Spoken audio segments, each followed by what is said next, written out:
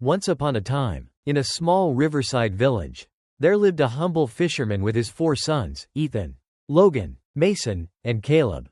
His life revolved around the river, the nets, and the meager meals they shared together. Though poor, he raised his children with love and honesty.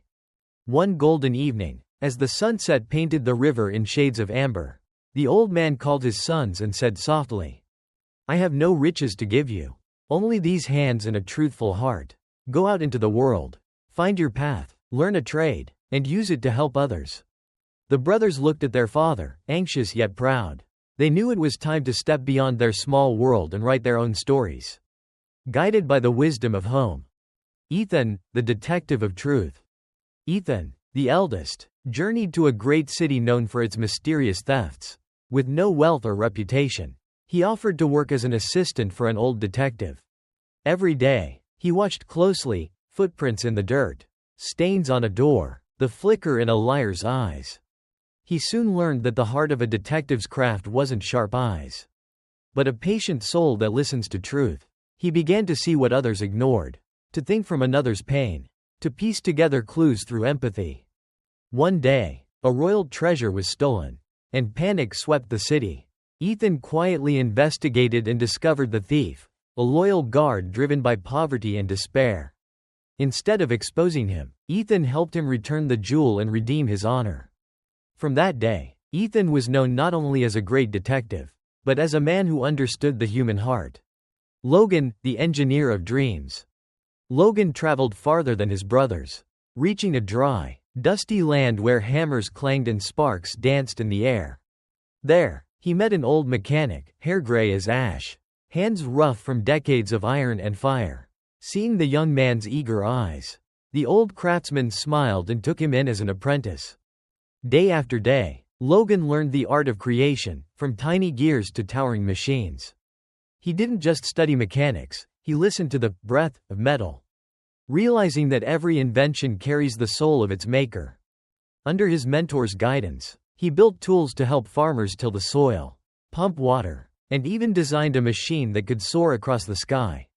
Before parting ways, the old man handed him a weathered blueprint and said, "If you can grasp the secret behind each line, you can build anything, even your own future." Mason, the warrior of honor. Mason wandered to a rugged border town, where the roar of the Colosseum echoed day and night. There, warriors fought for glory under the blazing sun. Among them, an aged master saw something in Mason, not just strength, but integrity. He took the young man under his wing. Through sweat and bruises, Mason trained his body and mind. He learned that true battle was not about power, but about restraint and wisdom. His master often said, "Every scar is a lesson. Every fight is a mirror reflecting your own heart." Years passed, and Mason became a warrior of renown, strong enough to defeat giants, yet merciful enough to spare them. When he finally left, his master gave him a silver sword engraved with the word honor, saying, "Real strength isn't in the muscle, but in the heart that protects what is right." Caleb, the healer of compassion. The youngest, Caleb, was gentle and kind. His heart ached for others' pain. He traveled through forests and mountains until he found a hidden village where a wise healer lived, a man who could revive the dying with herbs and calm hands. Moved by Caleb's sincerity, the healer accepted him as a student. Day after day, Caleb learned the secrets of herbs, the rhythm of the pulse, and the meaning of empathy. He discovered that healing was not only for wounds, but for sorrow and despair as well. Years passed, and Caleb became a gifted physician. His hands were as light as the wind, and his spirit as steady as the earth.